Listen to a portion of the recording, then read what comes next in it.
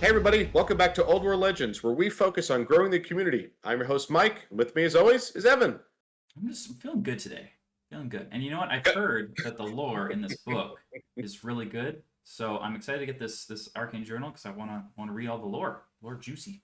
Yeah, so let's dive in. So in this one, we're going to do a quick news update, dive through the latest information GW has given us on the Cathay release coming out, a new Arcane Journal, but it's also not just Cathay in there, but they also have some really cool narrative. They're finally releasing some new models. Really exciting to get this level of support. So Evan, let's dive in. What did they tell us this time? So we're obviously have a lot of need to have more lore about Cathay, in particular why are they in the Hmm. old world? Because in Hmm. theory, this game is only taking place in the Empire, in Norska, in kind of in the Border Princes, like kind of those Hmm. regions of the world. And so why are Cathay over here?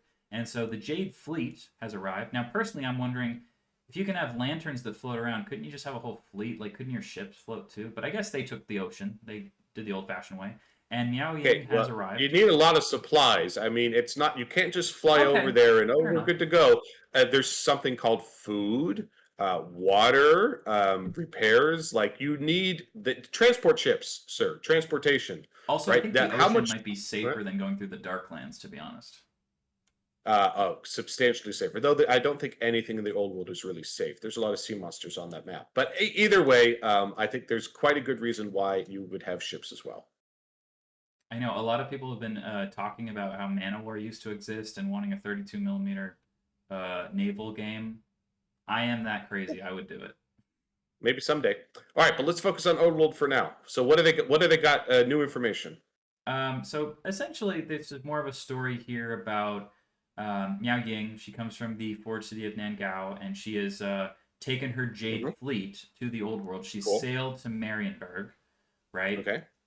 Um, and basically, so she had normally she's defending the Grand Bastion against the Great Bastion against the Chaos, and her brother is Hmm. taking over for her right now, and she is sailing the Jade Fleet to fight Friedel the Chainmaker and her little bastion of goodies in Westerland. And so that's Interesting. where we find Marienburg. Marienburg is currently still part of the Empire, so they Hmm. get their independence later on as part of a peace treaty, I think, with Magnus or something like that.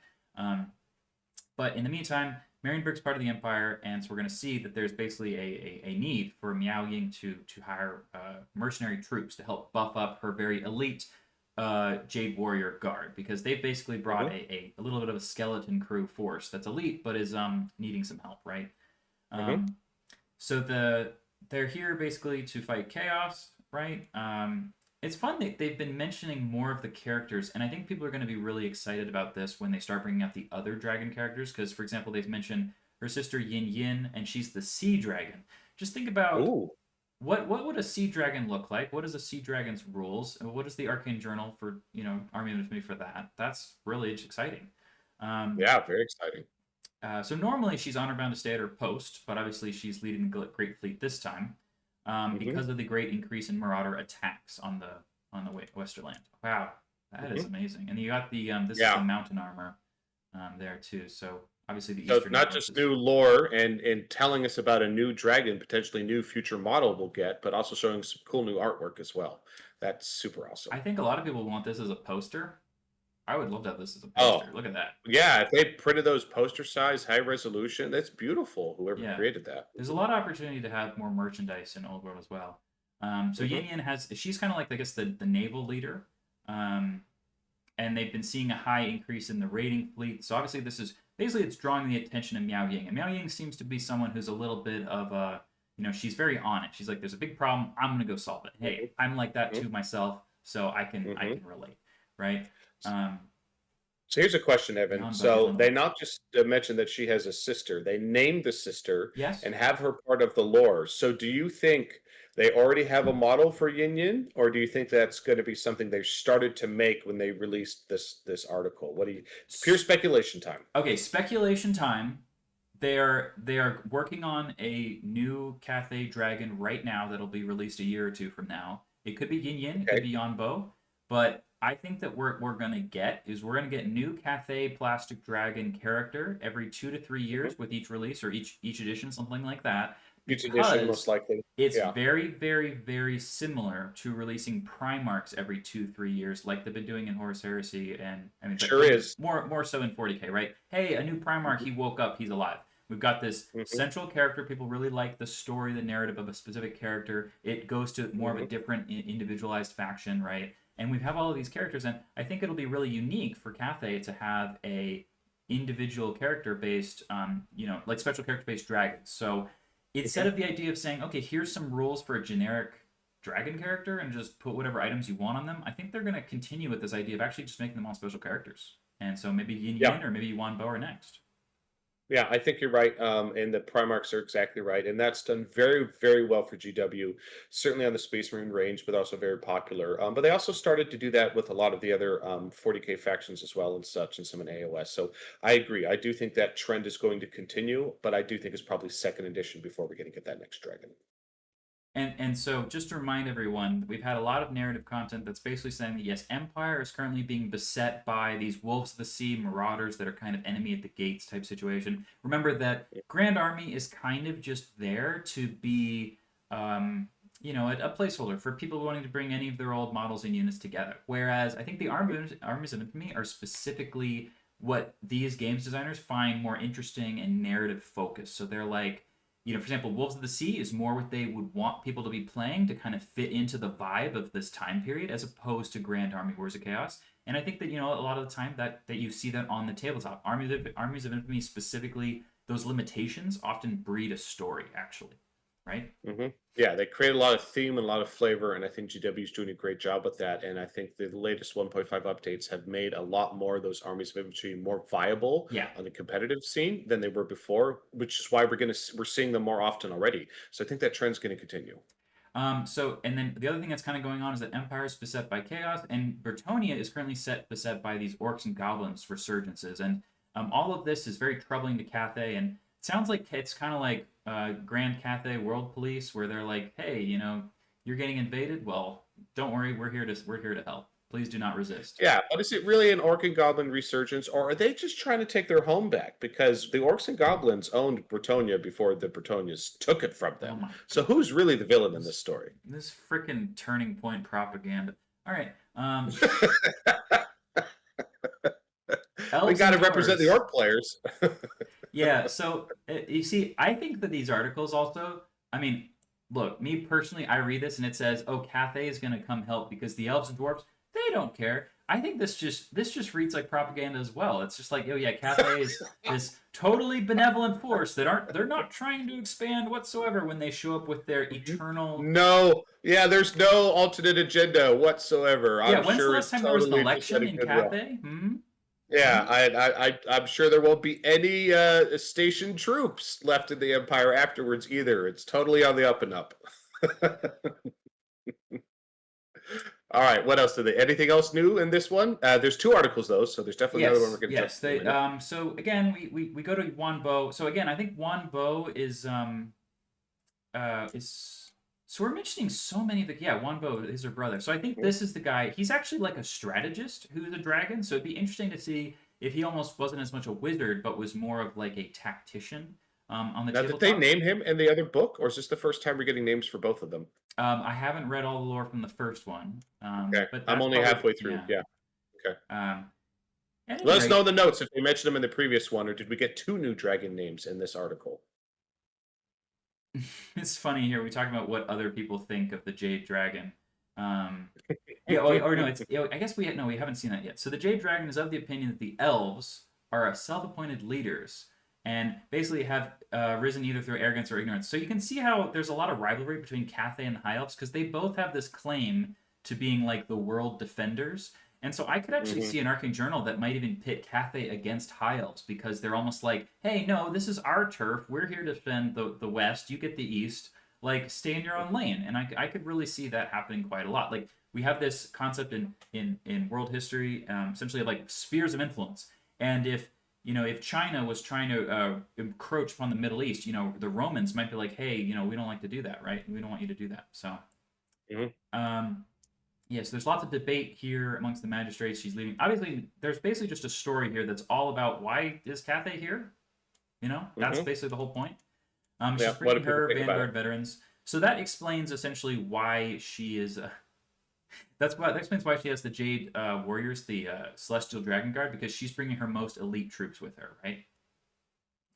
Okay, and you know what's really funny? They bring in this word about how the Sea of Claws, the Norscan raiding ships, are totally unprepared for the fusillade of Sky Lanterns. Yeah, that's me. That's everybody. We're all unprepared. I can't even imagine Yeah. what Sky Lanterns would do in a naval battle. Here, all my crane guns just killed your ships. Nah, probably. Need more. Yeah. Need more cannons. Yeah, and then Yep. the major thing is basically they landed in Marienburg, and we have yet to hear, do the Marienburgers like this? And especially if you're out there and you're playing Empire, you're playing High Elves, and you're playing against Cathay, you're like, aren't we all the good guys? No, no, no. I'm getting huge Yeah. Tau vibes from 40K, where it's just like, yeah, we're the greater good, and everyone else rolls their eyes. It's that. I'm pretty sure that's what we're doing, right? Okay, and All it's right. just saying Cool. it's unheard Now, of. And you know what else is really critical about this, Mike, is it is a retcon. This did not happen in any other story about this time period. Cathay didn't show up. So that means correct. retcons of the story of how Asavar Kul comes to power and gets defeated, or how the end times happen. Retcons are on the table, because we already did one. Oh, that's right. That absolutely. And I think there were subtle hints to it at it before. I think this is just more so. And I think this is just more further evidence that the old world is here to stay. Old world is expanding. GW, not just the community, but GW is excited about it, supporting it. And I think in their latest call, they even referred to it as effectively the fourth pillar of the company. It's really expanding. And you see that they're like, hey, before they're like, we're just going to kind of go in this little bit of time and we're just going to kind of release things and see what happens. But everyone is so on board and so excited for this game, this lore, this system back, and the team is clearly getting more support, substantially more support internally. That's very obvious from their increased release schedule. And exactly to your point, Evan, they're like, okay, we're no longer beholden to whatever was written before is the holy grail. We can't evolve it. Nope. It is here. It's going to expand for years to come, and excited to see that they're going to be expanding the lore and they can update things as they need to make this game in this world even bigger than it was before. Absolutely. Okay, so this is the designer's notes about the Arcane Journal, Dawn of the Storm Dragon. So we've been talking about here, kind of what they're doing with Cathay. Obviously, there's no new plastic kits other than being able to order the infantry and the cavalry separately, being able to order That's Miao still great. Ying. That's always great. I know that, at the very least, this first couple years, we're going to have to get through the fact that they weren't entirely committed to making 27 new plastic It was kits. test. There is no new plastic Empire Knights, for example. As soon as there are, they're going to sell like crazy. But for now, obviously, we're trying to make the best with the rules and with the gameplay with the kind of models we have. So the Jade They Fleet. do a great job. Yeah, and so instead of trying to, release a bunch of plastic that they can't afford to do, or at least they didn't put the budget aside to do that yet, you can bring all these Marienburg troops with you, which, by the way, is very cool. I think that there should be more armies of Super cool. infamy that basically have allies that aren't allies, if you know what I mean. Because allies have a huge negative connotation, especially in the competitive sphere, even though maybe they don't need that. But this is basically just, hey, Cathay can bring Empire allies. Well, Right? again, the biggest difference is in the competitive sphere, and we also view it the same way. The reality is, when you have access to one entire army book and anything else from another entire army book, even with the restrictions, it just a lot of armies have their strengths, the things they're just okay at, and their weaknesses. And then what quickly everybody does is they find the best possible thing in their army book and plug it right into their army where their weaknesses were, and suddenly the army is substantially more powerful than it was ever intended to be. There's a lack of balance there. But these Arcane Journal lists, I love these lists. They're fantastic because it's not just, you could just take anything with everything. It's a crafted, themed narrative list. So it has exciting lore, it has a lot of theme, it has a lot of character and personality. It makes sense why they're tagging up because they crafted this narrative around it. And then there is, sometimes more successful than others, a pass at a balance to, they're trying, clearly the rules designers are trying to say, we don't want to release overpowered these additional forces, right? But it also creates so many conversion opportunities Yes. and new painting opportunities and people who are like, God, I love Cathay, but I really love my Empire and I'm really an Empire player. Hey, here's the perfect reason to get just not a whole Cathay army, but some of them and expand your force. And it's just, I love this so much. You don't get this in 40K. You really don't get this in the other GW tabletop games. I love that the old world team is approaching things differently. They're approaching things from an old world perspective, which is evolved substantially from fantasy back in the day. So I'm so excited where JTY and the team are going with this. Absolutely, yeah. And I just want to point out here that you always get these cute, cool little nuggets in these articles, so it's always worth reading. Yeah. For example, they're mentioning the Mhm. rising fury of Warlord Durgath Spinecracker in the Grey Mountains. That's a great name. So it's a great name, but this is not a character we know who this is. I mean, No, I don't know when who I that first is. read this, I was like, is this an orc war boss? Or what? I mean, it could even be a beast lord, right? Of beastmen, or it could be, I mean, who knows? Because it says warlord, right? But it also says Grey Well, Mountains, so but that makes me think orcs are but it goblins. says the Beastmen Brayherds though, or no, but it says or the Rising Fury. I don't know. Again, every time you see a name drop in here, you know that that's leading to a new model somewhere at some point in time. Yeah, I don't think they're going to mention any named characters that aren't going to have a model within 5 years from now, right? I mean, I think the I named agree. characters are Yep. going to be, and I think that really helps tie the narrative together. You can see that a lot with the Horus Heresy, which is the other game that SDS has been doing for a while now, where they're very much about the story, the narrative. For example, like a battle on Istvan 4 or whatever it's called, where between these two legions, I forget which ones it is, but you've got these characters that are going to be there on that day, and they're going to fight each other, and that's what it's all about. And I think that Old World is even better of a setting because it's more open ended. The story isn't already written for you, so we're writing the story as we go. We get to read the plot as the books come out, and we get to say what's happening. And I don't think people have been this excited to find out what's happening in the story since End Times or Storm of Chaos, where it's like, well, we're actually going to move the story forward. It's not all just sitting there. I think that Yes, really it's helps. evolving. Yeah, and it Right. helps sell models too.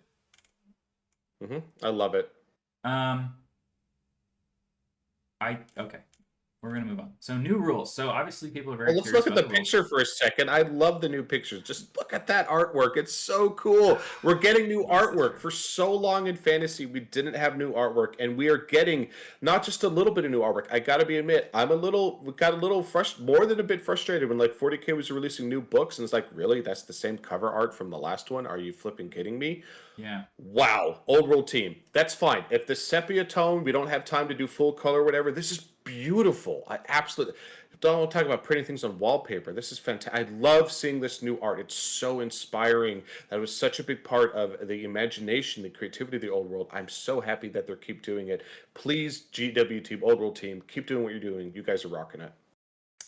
Yeah, I actually prefer the sepia tone artwork because it's very reminiscent of me poring over the 6th edition rulebook I had, which is black and white over and over and over again because I just was so obsessed. So So cool. it's almost like nostalgia goggles on my black and white memories, right? So this stirred a lot of Oh love. It's boy, this in the a lot back of we see this excitement. beautiful ship that has these Yeah, like what is terracotta that? tile roofs and it's honestly Wow. and it's like people are like, can I buy this? Where is this model? I want to buy this. Because I don't know how Yeah. they made this. Because look at these jade spines that are rolling up the. I mean, someone Well, had to you could model this. see that they could have taken bits and pieces. Like, well, there looks like some pieces from the lantern. Well, it looks like some pieces from this and that. But look at the railing. Like, did they Look at the custom make all riggings. that railing on that barge and that rigging? And that's not Empire roof tiles. That's terracotta tiles. I don't recall. And if you let us know in the comments, is there a GW kit that we don't know about that we're not thinking about that has terracotta roof tiles? I don't know. Like, it's possible that was just someone custom made it for this shot, but that that that's a pretty amazing model if someone custom made that. So But the reason why I'm yeah, suspicious of that is those railings are perfect. That yeah. looks like plastic. That looks like plastic. So a little bird told me that first of all, Games Workshop has 3D printers that they bought and they use because a lot of the time they need to paint and get a model for the camera before it's like gone to plastic. So they That's actually normal. need pre-built versions of these in resin for them to For sure. go and paint Well, in they and test use. things too, I'm sure as Yeah, well, right? You gotta before you spend it's a ton of money to get plastic injection going, so yeah. you gotta do some proxies. So I do wonder if maybe someone just designed up a ship real fast in like as Don't if know. it's really easily, and they just printed one, and there's some design somewhere that you can use, or if Man of War is going to come in a few years, and we can all put 24-inch long boats on the table. All I know, Evan, is that I need at least 3 of those, and I think everybody else out there wants one as well. It's so cool. You know, they are a miniatures company, so you do wonder, like, couldn't they just like sell like diorama pieces that are not for gameplay? But who knows? Who knows? So, wow. I mean, they're not really mentioning a lot about the rules, but what we do know is that oh, so there's a weapon, the Sword of Reason, that gives Killing Blow and fires in Mangao. So, I mean, obviously, a lot of people have already seen the leaks about what the rules are. But the Jade Fleet is pretty much just, you've got your Cathay Army of Infamy that has 33% is, Empire troops. You've got things like Outriders, Pistoliers, state troops, state missile troops. You got some crossbowmen, right? And this is a great opportunity to help beef up your army if you've got some Empire troops lying around. A lot of people who play humans generally in the game have an Empire army, and they also buy Cathay, and then they can just mix and match, right? They can do Empire archers, stuff like that, to just have little art screens. I know that Cathay, one of their big weaknesses, they have no chaff units. So if someone was trying to like use TMP to fly around the table or try to score the objective, there's not as many little cheap units you can send out there. In fact, they have no skirmishers at all, right? So just bringing Empire up there with some skirmish units, quite useful. Great. Love it. Yeah, and obviously we have some beautiful... And you finally get your hands on the dragon. You can finally get your hands on the dragon, right? And does the human model come in the same kit, or is it 2 different kits? It's the same kit that just has both. The same kit. So it's all just one piece. It's all going to be one box, which is great. Awesome. I think they have some precedents for this, where they had things like Magnus before and after turning into the Primarch, demon Primarch kind of thing, where he gets bigger all of a sudden. Yep, so that's different. Yeah. Yeah, but I mean, I think that when they see how much this sells, they'll probably be like, oh yeah. So I guess because a lot of people are going to buy Miao Ying who have no interest in playing Old World, just because wouldn't you want to paint that? Well, I think a lot of people are going to want about Miao Ying also. Just that wizard, like, yes, it's a great wizard for this character, but it's a floating wizard with amazing robes. Like, people are going to do head swaps. People are going to do kit bashes. I'm telling you, it's such an amazing wizard model. We're going to see this model in lots of different armies, not just Cathay. People are going to get really creative with it. I'm excited to see what the community comes up with. Absolutely. All right, so I think that's it. We got through the 2 articles. Excited for the new releases. I believe pre-orders are up this past weekend when this video comes out, so real soon. So we're going to see these hitting the table in no time at all. Evan, any last words, sir? Just that all the Cathay players out there can stay legendary, kind of. All right. We'll see you next time.